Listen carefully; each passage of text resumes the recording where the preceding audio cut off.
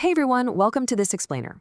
Today, we're breaking down literally the most consequential enterprise move Apple is making in 2026, and well, exactly what it means for your IT budget. If you're managing tech for your company, you know the drill. Balancing security requirements with soaring software costs is a constant, uphill battle. But guess what? The landscape just fundamentally shifted. So we're tackling the exact question every business leader has been asking since Apple's quiet but massive consolidation of its enterprise tools into a completely free global platform. For the longest time, the prevailing wisdom was, hey, you absolutely need a heavy, expensive third-party mobile device management, or MDM tool, to do anything meaningful with your Apple fleet. But is that expensive assumption actually still true today? Let's find out. Just look at the incredible shift that happened on April 14th, 2026. Apple completely removed the device ceiling and the cost from its Essentials plan. Think about how we used to do things. You had this fragmented system where you were shelling out $299 per device per month, and honestly, that adds up to a massive tax on a growing company.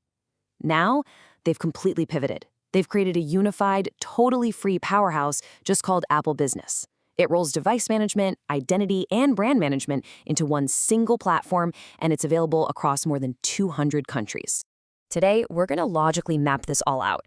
We're looking at the new Apple Business Platform, what exactly you get for free, when that free tier is actually enough, the signals that mean you absolutely must upgrade, and finally, your 2026 decision matrix. All right, let's dive right into part one, the new Apple Business Baseline and exactly what you are getting for free.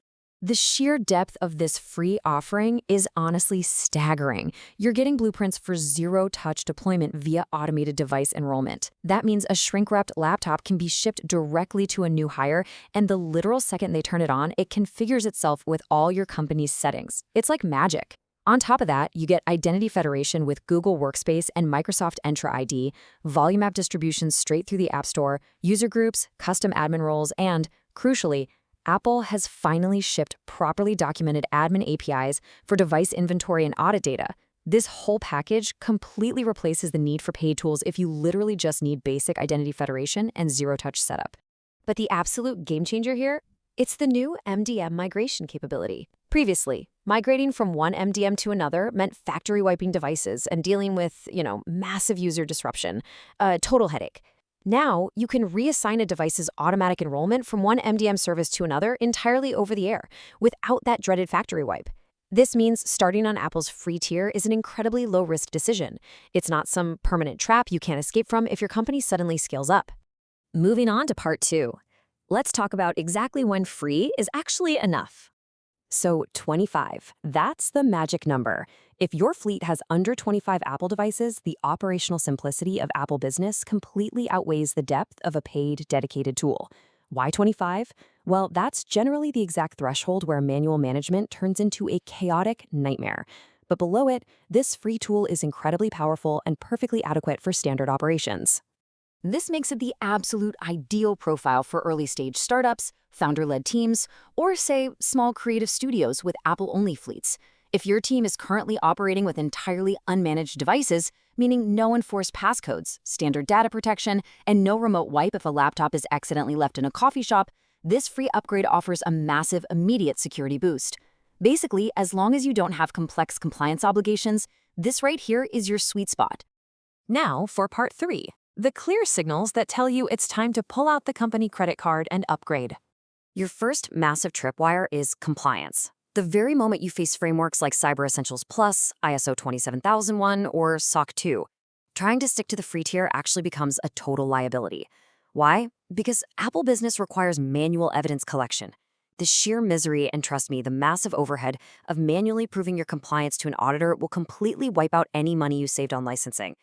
A dedicated MDM, on the other hand, provides the automated audit trails that these slick certifications absolutely demand.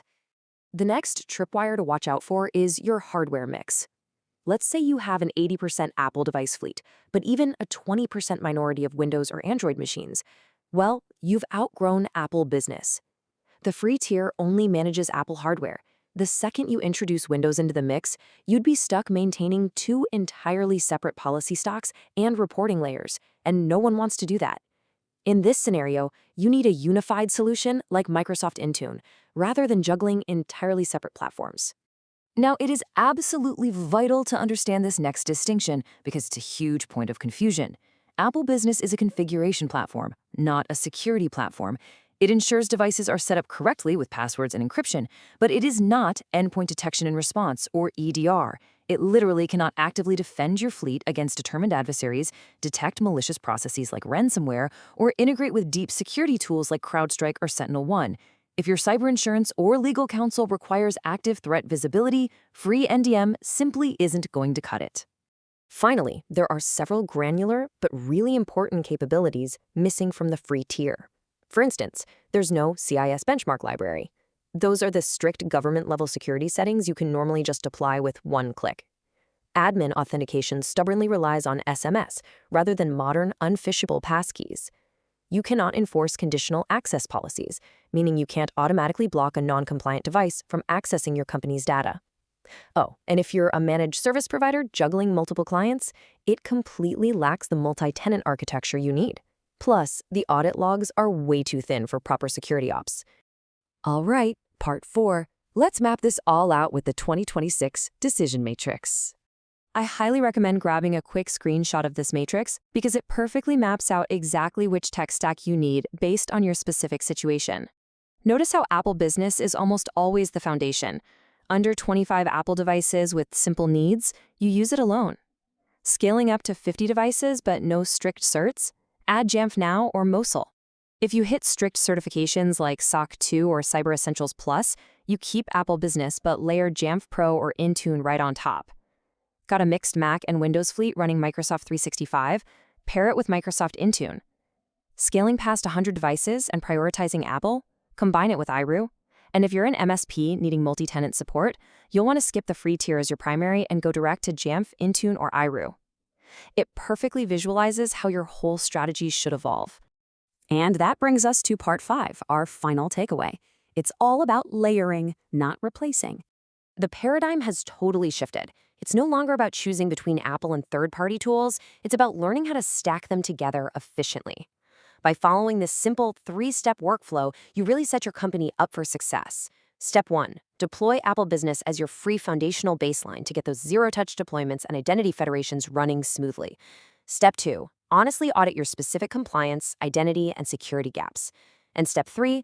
Layer the smallest, most efficient, dedicated MDM on top to close only the specific gaps you actually have. Basically, let Apple Business act as your foundational trust anchor and then only pay for the exact advanced features you actually need. So I'll leave you with this. Take a hard look at your IT spend today. Are you blindly overpaying for basic MDM features you can now get for absolutely free? Or on the flip side, are you risking your company's security on a free baseline that is just way too thin for your current needs? As we've seen in this explainer, the rules of Apple device management have permanently changed. Go audit your gaps today. Thanks for joining me, and I'll catch you next time.